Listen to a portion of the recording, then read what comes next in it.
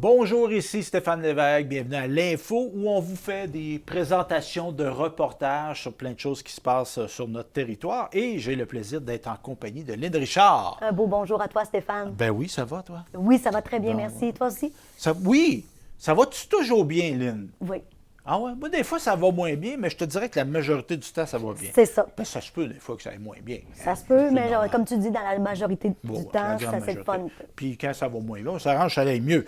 Et parlant de quelqu'un qui a travaillé à faire le mieux, hein, on a eu un lancement de livre de Nathalie Provencher qui est partie de l'expérience qu'elle a vécue avec son fils, un fils qui est né avec une insuffisance rénale. Donc, elle a fait un livre sur le sujet, un roman intitulé Jordan, quand l'impossible devient réalité. Donc, on écoute ça. Puis, Oui, tu sais vas-y. que Nathalie c'est une artiste aussi Oui, visuelle. Hein? peintre. Elle est une Oui, peintre. ben oui. Oui. Puis elle est active sur les médias sociaux. Oui. Donc, notre amie et reportrice Claudie Geoffroy était à son lancement qui s'est fait tenu au complexe Boris de Saint-Léonard-d'Aston le 5 octobre dernier. Donc, on regarde son reportage. Samedi, le 5 octobre 2024, je me trouve présentement au complexe chez Boris de Saint-Léonard-d'Aston et c'est soir de lancement pour l'artiste multidisciplinaire Nathalie Provencher qui nous présente son tout premier livre, Jordan, quand l'impossible devient réalité. Je me suis d'ailleurs entretenue avec elle à ce sujet. Moi, mon nom, c'est Nathalie Provencher. Je suis artiste, peintre, je suis auteure, conférencière, maman, grand-maman, nomme-les toutes, je pense que je les ai toutes. Tu nous l'as dit, tu portes plusieurs chefs, mais là, c'est rajouter une nouvelle corde à ton arc dans les derniers temps. Peux-tu nous en parler un petit peu? Je viens de publier officiellement mon livre, mon premier livre, fait que c'est quelque chose qui me tenait à cœur depuis des années et que là, maintenant, il est sorti. Je vous le présente. Et peux-tu nous parler un petit peu du livre, là? Bon, je vois Jordan. Jordan est peut-être quelqu'un, un être cher dans ta vie. Peux-tu m'en parler un petit peu plus? Oui, c'est l'histoire de mon fils Jordan qui est né avec une insuffisance rénale et aucune espérance de vie à la naissance. Il fête ses 31 ans, fait que c'est toute son histoire, son parcours incroyable, miraculeuse de sa vie. Qu'est-ce que ça représente pour toi d'écrire un premier livre, un premier jet de ton cru? Je dirais que ça a été une découverte, mais une nouvelle passion assez passionnante, que je vais dire, parce que là, je suis en train d'écrire le deuxième livre, qui va être sur mon autre garçon, Samuel, qui va sortir, ben, je l'espère, l'année prochaine. Mais je viens de pogner la piqûre, comme on dit, de l'écriture. Et là, on s'est regroupés ce soir pour célébrer le lancement de ce livre-là. Qu'est-ce que ça te fait de dire qu'il est enfin au monde, ce bébé, ce livre? Je suis tellement contente. Ça fait des années que je rêvais à ça. Puis, tu sais, des fois, un rêve, avant de le concrétiser, ça prend du temps. Puis là, bien, aujourd'hui, c'était le moment fatidique. Puis tellement fière de ce livre-là. C'est mon petit bébé. Où est-ce qu'on peut te rejoindre? Où est-ce qu'on peut se procurer ce beau livre-là? Bien, vous pouvez l'acheter sur Amazon. Vous avez juste à écrire Jordan quand l'impossible devient réalité. Très facile à trouver. Vous pouvez me contacter sur mon Facebook, sur Atteindre l'impossible et sur Nathalie Provencher, mon nom personnel. J'ai aussi mon site internet nathalieprovencher.com pour voir mes œuvres qui sont ici, mais sur Internet. Je suis sur TikTok, Instagram, nomme-les toutes. Je suis partout. C'est donc un lancement réussi pour Nathalie Provencher, artiste multidisciplinaire de chez nous. C'était Claudie Geoffroy pour Télécœur.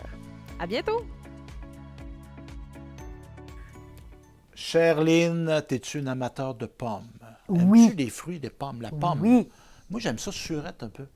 T'aimes-tu ça plus sucré? Entre les deux. OK. Pas trop sucré. Parce que, tu sais, si on parle de la Honeycrisp, elle est plus sucrée, mais moi, Empire. Ma pomme préférée, Empire Lobo, c'est mes pommes. Ah ouais? Bon. Puis, outre les manger comme ça, est-ce que tu fais des choses spéciales avec les pommes? Compote.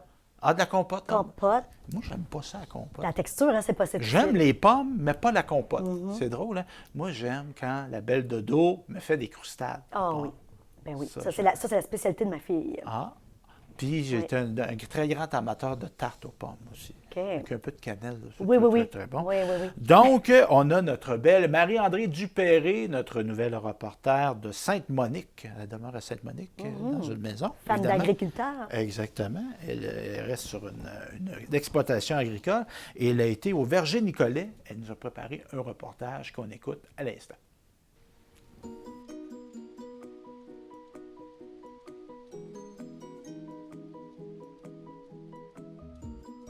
Le verger de Nicolet accueille chaque année plus d'une centaine, voire des milliers de personnes qui viennent à des ateliers éducatifs, mais aussi pour l'autocueillette. Parlons-en davantage avec la propriétaire, Madame Sylvie. Au départ, ça a été planté par l'oncle de Claude Girard. Ma mère a acheté le verger en 1976 de M. Racette. Puis à ce moment-là, il y avait juste 1200 pommiers. On a eu un gel l'hiver qui a suivi. Il y a eu des mortalités parmi les pommiers. Puis ma mère a monté ça à 10 000 pommiers.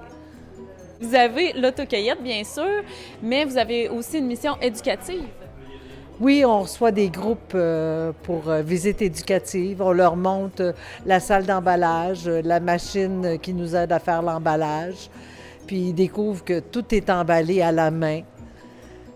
C'est nos yeux qui nous disent « Bon, mais ça, c'est pas correct, je la déclasse. » Puis il y a des gens qui viennent acheter les numéros 2 qu'on déclasse. C'est des numéros 2 qui ont été cueillis, mais qui ne rencontrent pas les standards de qualité. J'ai été quand même impressionnée parce qu'il y a beaucoup de visites. Là. C'est pas juste un autobus par 2 jours, par 2 semaines. Là. Non, il y a beaucoup de visites au verger. Bien, des gens qui veulent cueillir, puis qui viennent nous voir, visitent nos chambres froides, visitent la boutique.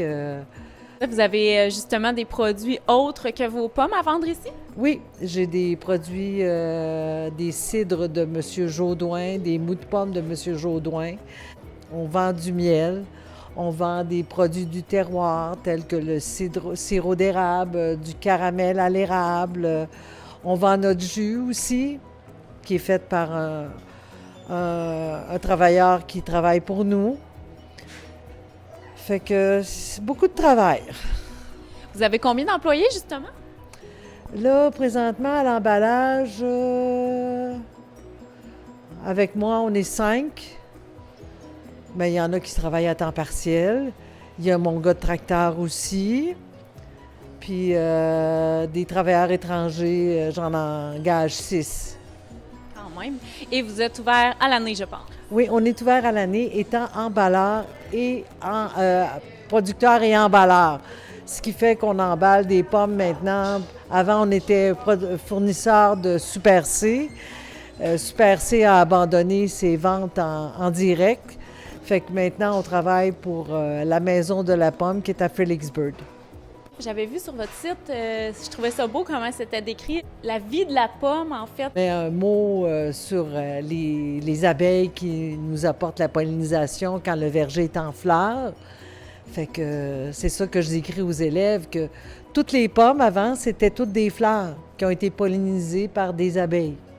1000 plantes bleuets également, qui est en autocueillette de la mi-juillet jusqu'à la fin de août.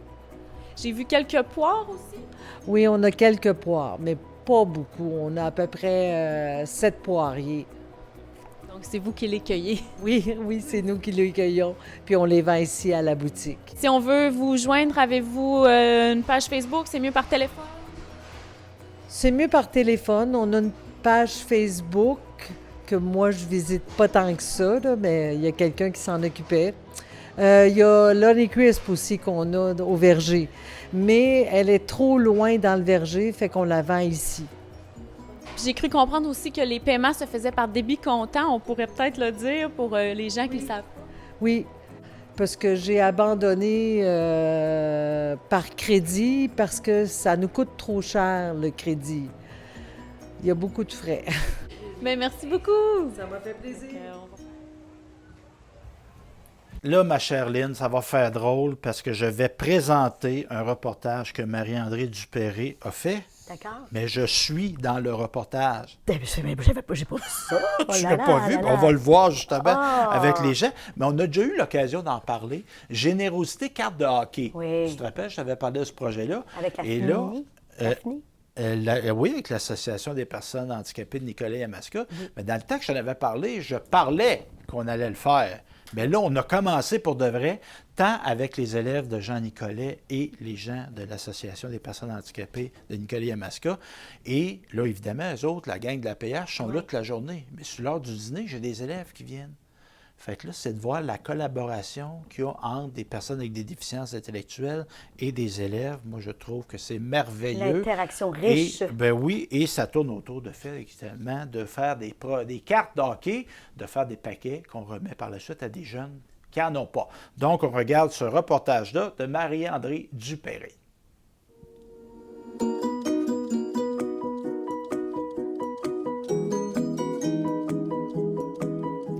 Générosité carte de hockey, un projet qui se veut humain et inclusif. Allons en apprendre davantage avec l'instigateur du projet, M. Stéphane Lévesque. Générosité carte de hockey, qu'est-ce que c'est? C'est un nouveau projet qu'on a commencé ici l'année passée à l'école secondaire Jean Nicolet. Dans le fond, c'est une idée que j'ai eue moi parce que j'étais moi-même collectionneur de cartes de hockey et je me suis dit, il y a des enfants peut-être qui qui en ont pas et qui pourraient être heureux d'en avoir des cartes de hockey. Donc, j'ai élagué ma collection puis j'ai aussi beaucoup de contacts dans ce monde-là des cartes de hockey. Fait que dans le fond, je ramasse des lots de cartes qui, pour des adultes, ont peut-être pas nécessairement une grande valeur, mais pour des enfants qui n'en ont pas, ça peut être très, très significatif. Donc, on est amené à trier ça à l'école secondaire, tant avec des élèves qu'avec des membres de l'Association des personnes handicapées de Nicolet-Yamaska. Donc, il y a différentes étapes. On fait des tris, on fait des paquets qu'on remet par la suite à des organismes et en centre jeunesse également. Qu'est-ce que ça apporte à cette association-là, selon vous? Évidemment, moi, c'est pas la première fois que je collabore avec la PHNY et dans le fond, ils sont très ouverts à ce type de projet-là. Moi, j'en ai parlé au directeur d'école ici, Benoît Trottier, qui a eu une belle ouverture à dire oui, on va les faire venir à l'école, ils vont pouvoir collaborer avec des jeunes, avec des élèves. Donc, les élèves voient qu'il y a des gens qui ont peut-être des différences, mais qui sont aussi capables, qui peuvent être des actifs pour la société. Moi, ça m'interpellait de faire travailler ces gens-là ensemble. Et donc, qu'est-ce que ça leur apporte? Bien, évidemment, il y a beaucoup d'entre eux qui adorent le hockey. Donc, il y a comme un lien entre ce qu'ils font et le hockey, le monde du hockey. Aussi, ils sont très minutieux, sont très organisés, donc ça va très bien. On a une belle collaboration aussi avec les intervenants, avec la directrice générale aussi, Émilie Godin. Donc, c'est vraiment un match gagnant, ce projet-là, scolaire, mais à la fois aussi d'engagement communautaire. Et la PH, les gens de la PH vont pouvoir mieux t'en parler que moi, mais ils ont un volet dans leur action de s'impliquer dans des bonnes causes. Et donc, c'est ça, Générosité carte de hockey, qui est vraiment une belle cause là, qui profite bien de leur apport. Et on le voit très bien aujourd'hui avec tous les beaux sourires. Vraiment, ça a l'air d'apporter quelque chose d'intéressant pour vous. Oui, puis c'est toujours agréable. Là, à ce moment-ci, on est la deuxième fois qu'on se rencontre. Fait que tu vois que malgré que ça fait juste 2 fois, il y a déjà une efficacité, il y a une bonne humeur. Tu sais, on est là pour avoir du plaisir aussi. Donc, c'est vraiment très intéressant et pertinent, ce projet-là. Et s'il y avait des intéressés à faire des dons, on les fait où et comment? Oui, bien, on a créé une page Facebook, Générosité carte de hockey. Donc, vous pouvez vous rentrer en contact avec moi. Donc, c'est un OSBL. C'est via un OSBL qu'on fait ça, mais c'est moi qui réponds. Si les gens veulent me contacter directement par téléphone, 418-654-8486, 418-654-8486. Il n'y a pas de mauvais dons. Je vous dirais juste que les cartes ne soient pas endommagées, qu'elles soient très vieilles ou très neuves, il n'y a pas de problème. Évidemment, on donne des cartes aux jeunes. On insère parfois une petite carte ou deux de plus vieilles. Bon, on essaie de mettre des cartes plus récentes, mais tous les dons sont bienvenus. Puis ça va me faire plaisir d'aller les récupérer en main propre chez les gens. Il n'y a aucun problème là. Donc, les gens sont bienvenus. Et s'il y a des gens qui nous regardent, qui voudraient peut-être mettre en action des jeunes ou des adultes, des personnes avec des handicaps, n'hésitez pas à me contacter. On peut se déplacer aussi pour aller faire des ateliers, là, toujours en me rejoignant, 418-654-8486. Parce que vous, ici, outre ce projet-là, vous avez un rôle dans l'école Jean-Nicolet? Oui, bien, dans le fond, je fais des communications depuis quelques années, donc c'est ça. Fait que puis j'ai toujours eu, oui, la volonté de communiquer, mais de mettre en action des élèves, entre autres de l'adaptation scolaire. Donc, de montrer qu'ils ont des belles aptitudes, de les valoriser dans ce qu'ils sont capables de faire. Donc, ça s'inscrit dans cette logique-là. C'est Stéphane qui a approché l'association là, avec ce projet-là. Puis il sait que nos membres sont super passionnés par tout ce qui touche le hockey. Puis dans le fond, on a un volet aussi à l'association qui s'appelle Contribution à la communauté. Fait que dans le fond, c'est quand on fait du bénévolat un peu partout. Puis ça aussi, là, ça attire beaucoup de participants là, à participer. Parle-nous un peu plus de l'association. C'est quoi sa mission? La mission, c'est pour promouvoir l'autonomie des personnes handicapées. On a plusieurs valeurs, dans le fond, là, à l'association. Là. Fait que nous, on veut vraiment promouvoir, c'est ça, l'autonomie, la visibilité, l'accessibilité, l'inclusion, surtout. Fait que là, on travaille sur plusieurs volets, là, entre autres l'animation qu'on fait auprès de nos participants. Et vous êtes ici aujourd'hui, c'est quoi concrètement? L'atelier, c'est quoi? Dans le fond, c'est un peu, ça change un peu là, à chaque fois qu'on vient. C'est la deuxième fois qu'on vient. Fait que là, on fait de l'emballage aujourd'hui. Fait que là, il y a des paquets de 10 cartes, dans le fond, de 20 cartes qui sont déjà séparées. Fait que dans le fond, nous, on travaille souvent à la chaîne là, quand on fait du bénévolat. Fait que il y en a un qui va mettre les cartes dans le paquet, l'autre qui va enlever l'éticollant, les empaqueter. Il y en a qui va mettre les autres cartes là, toutes finies là, dans une boîte. Avec des ateliers comme aujourd'hui, dans le concret, est-ce que vous voyez à quel point les participants sont heureux et qu'est-ce que ça leur apporte? Je pense qu'ils sont beaucoup contents. Puis quand on en parle, ils ont vraiment hâte de revenir. Là. Il y en a qui c'est la première fois qu'ils viennent. Là, puis j'en ai une en particulier là, qui a vraiment hâte de revenir les prochaines fois. Fait que là, ça demande ah oui, c'est quand qu'on revient, tu sais, c'est ça qu'on fait. Fait que on voit vraiment là, que c'est une grosse passion. Là. Je vais vous poser une question plus générale. Vous venez de quel milieu, puis qu'est-ce qui vous a motivé à faire cet emploi-là? Moi, je viens d'Odanak. J'ai étudié au Collège Kiona, qui est à Odanak, en l'AEC, éducation spécialisée. Ce qui m'a emmené, dans le fond, dans ces études-là, c'était ma grande passion, dans le fond, d'aider les autres. Puis je te dirais que la clientèle de personnes handicapées, c'était pas quelque chose qui m'attirait. Mais après le premier stage que j'ai eu, puis surtout avec Joanie qui était mon intervenante guide à l'association, fait que c'est qui m'a montré un peu le monde là, d'un intervenant dans un milieu communautaire avec des personnes handicapées. Fait que c'est quoi qu'on fait, l'animation, on les anime, on les encourage de participer là, puis de les côtoyer. Vous, Luc, vous aimez ça, le hockey? Oh, oui, j'aime ça. Même, je joue dans une équipe de hockey, de deck hockey en plus. Donc là, trier des cartes pour vous, qu'est-ce que ça vous apporte? Bien, c'est le fun. Ça passe le temps aussi. Vous êtes bien accompagné en plus? Oui, c'est sûr. Moi, j'ai tous mes amis en plus avec moi. J'aime bien ça faire ce que je fais là.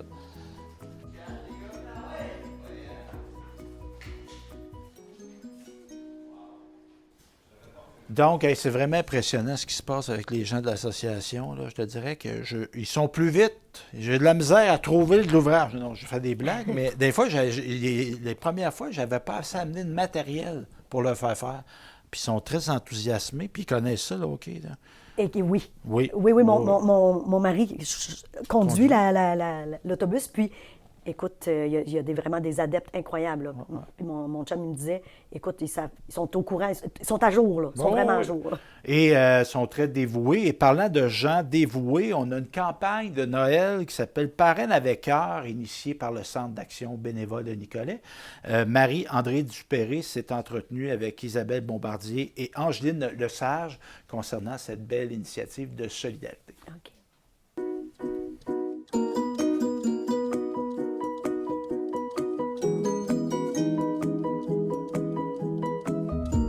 Le Centre d'action bénévole de Nicolet lance sa campagne de Noël Parraine avec cœur. Nouveau nom, même mission. Parraine avec cœur, c'est une campagne de financement qu'on fait depuis quelques années. Avant, c'était connu sous le nom de Parraine ta famille, mais on a eu un vent de changement cette année. Et l'objectif, en fait, c'est de ramasser des fonds pour aider les familles du Grand Nicolet pour le temps des fêtes. Donc, ces sous-là sont directement remis aux familles. Sous quelle forme? C'est sous la forme de bons d'achat. Donc, c'est des montants qui sont attribués là, par l'équipe, que c'est une évaluation qui est faite après que les gens s'inscrivent. Puis c'est une distribution avec un épicier local qui s'occupe de faire la distribution. Comment font les gens pour s'inscrire et comment ils sont choisis, en fait? En fait, on a des critères de sélection là, avec les revenus annuels et le lieu d'habitation. Donc, c'est le Grand Nicolette, Nicolet, Grand Saint-Esprit, Sainte-Monique. Et les gens, en fait, ils peuvent s'inscrire tous les mardis au 160 rue du Frère-Dominique à Nicolette. Et ils peuvent s'inscrire en amenant, ils ont des documents à amener, puis tous les mardis jusqu'au 26 novembre. Quels sont les objectifs visés cette année par rapport à ce qui a été amassé l'an dernier? Nous, notre objectif cette année, c'est de ramasser 70 000 $. C'est un objectif qui est vraiment ambitieux, mais on est confiant de l'atteindre. L'année passée, on avait amassé 74 100. Donc, on était vraiment heureux de ce résultat-là, mais on veut quand même rester réaliste. Là. On sait que les temps sont plus durs, donc on s'est mis un objectif réaliste, mais ambitieux de 70 000 $. À quel endroit on peut donner et comment on doit procéder? Il y a plusieurs façons de donner. On peut le donner en personne. Vous pouvez venir nous voir directement au Centre d'action bénévole. Sinon, par la poste, par chèque ou en argent. Sinon, en ligne au cabnicolette.com/donner. Et ils peuvent nous faire aussi un virement là, à direction à commercial-cabnicolette.com et la réponse doit être campagne 2024. La plateforme, ça fait plusieurs années qu'on utilise la plateforme Zephy. En fait, c'est une plateforme qui est québécoise, en fait, qui sert là, à faire des formulaires pour faire des campagnes de financement. Puis c'est la contribution volontaire, donc ce qui nous permet il n'y a pas de prise de pourcentage directement sur le don. C'est les gens qui peuvent faire une contribution supplémentaire là, au moment de l'inscription, mais c'est totalement pas obligatoire. Donc ça, c'est bien parce que ça nous permet de ramasser des fonds et de maximiser tout l'argent qui est mis pour aider les familles d'ici. Peu importe le montant, là, la formule c'est 100 $ pour une famille, 25 $ pour un enfant. Vous avez juste un 5 $, mais que vous voulez faire un don, nous, tous les montants sont importants. Puis c'est vraiment plus important que jamais là, d'être solidaire là, dans nos communautés. Vous recherchez également des décorations de Noël, je pense. Oui, on cherche des décorations de Noël extérieures, lumineuses. En fait, c'est dans le but de reconnaître les donateurs. Là, je vous donne une petite primeur. On veut, à chaque fois qu'il y a un donateur qui va venir faire un don de plus de 100 $, on veut accrocher une nouvelle décoration à l'extérieur du Centre d'action bénévole pour que lors du Téléthon, le 29 novembre prochain, on puisse faire le dévoilement de toutes les lumières, tous les donateurs là, qui se sont ajoutés là, au fil des semaines, au fil des mois. Donc, on veut que ce soit visuel, démontrer toute la solidarité qu'il peut y avoir dans la région. Donc, si vous avez des décorations que vous voulez amener en même temps que vous faites votre don ou juste des décorations que vous voulez nous donner qui fonctionnent, on est preneur. Le Centre d'action bénévole de Nicolet existe depuis 1977 et sa mission principale, c'est de répondre aux besoins exprimés par la population du territoire qu'on couvre. On couvre quand même 9 municipalités dans la partie est de la MRC Nicolet-Yamaska. Donc, de répondre aux besoins exprimés par cette population-là par nos ressources bénévoles. Et comment on réussit cette tâche en tant que directrice au quotidien? Au quotidien, on réussit pas la tâche, c'est pas moi qui fais la job. J'aime ça dire ça souvent, c'est les bénévoles, c'est les employés qui sont là pour vraiment accomplir cette tâche-là. Moi, je suis juste là pour coordonner le tout, voir est-ce que tout se fasse correctement. Une chance, on est quand même appuyé de plus de 150 bénévoles ici au Centre d'action bénévole, que ce soit des bénévoles récurrents qui viennent à chaque semaine, parfois même à chaque jour, ou des bénévoles plus ponctuels qui sont là pour des moments plus précis dans l'année, comme la période du temps des fêtes qui s'en vient ou la période des rapports d'impôts où on aide les gens à faible revenu pour les rapports d'impôts. J'imagine que vous avez des partenaires pour la campagne qui est en cours? Oui, absolument. Pour la campagne Parraine avec cœur, on a un partenaire majeur qui est Desjardins, qui revient avec nous encore cette année. On devrait pouvoir annoncer quelque chose assez rapidement. Ça va s'organiser un petit peu comme ce qui se faisait dans les autres années. Donc, Desjardins doublera probablement les dons jusqu'au Téléthon du 29 novembre. Parlez-moi maintenant des activités qui sont prévues au calendrier. Oui, donc pour la campagne Parraine avec cœur pour l'aide de Noël, on a plusieurs activités. On a entre autres le 5 à 7 zoné généreux, parce qu'on sait qu'à Nicolet, on est zoné généreux. Donc, c'est notre fameux 5 à 7 qui se déroulera cette année le 14 novembre au bar La Bavaroise au centre-ville de Nicolet. On a une super belle collaboration avec le bar de La Bavaroise qui nous accueille. Tous les pourboires seront remis à la campagne Parraine avec cœur. On va avoir des invités spéciaux pour faire le service et c'est toujours une belle soirée très festive. Ça vaut la peine de venir faire un tour le 14 novembre, formule 5 à 7. On a également le 16 novembre où on fait la grande collecte de denrées.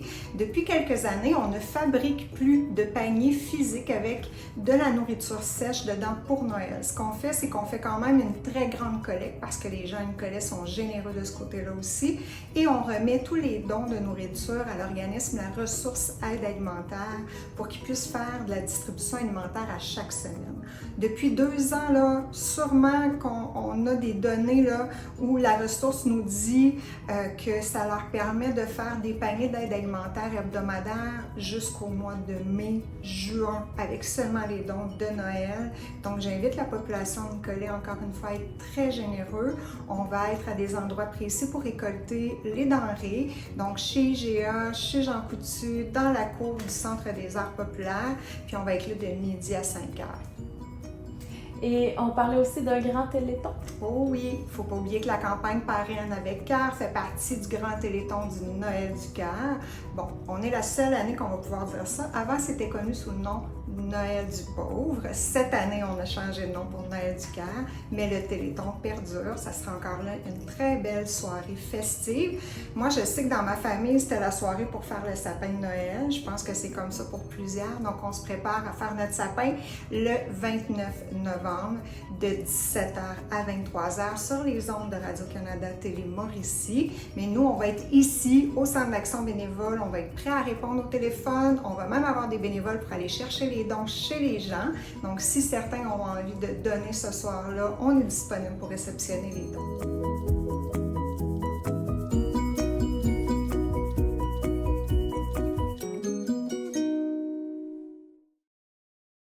Merci d'avoir été là. Merci Lynn et on se dit à la prochaine fois.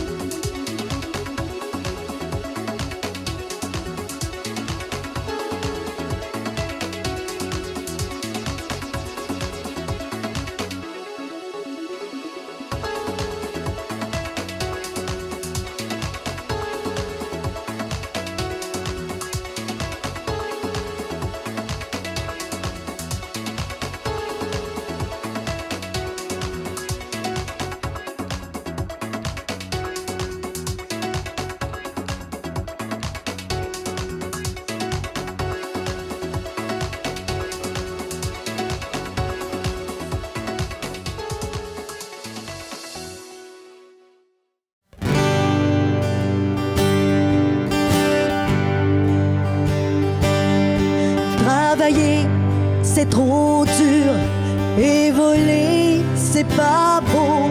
Demander la charité, c'est quelque chose que je peux pas faire. Chaque jour que moi je vis, on me demande de quoi je vis. Je dis que je vis sur l'amour et j'espère de vivre vieux. Et je prends mon vieux cheval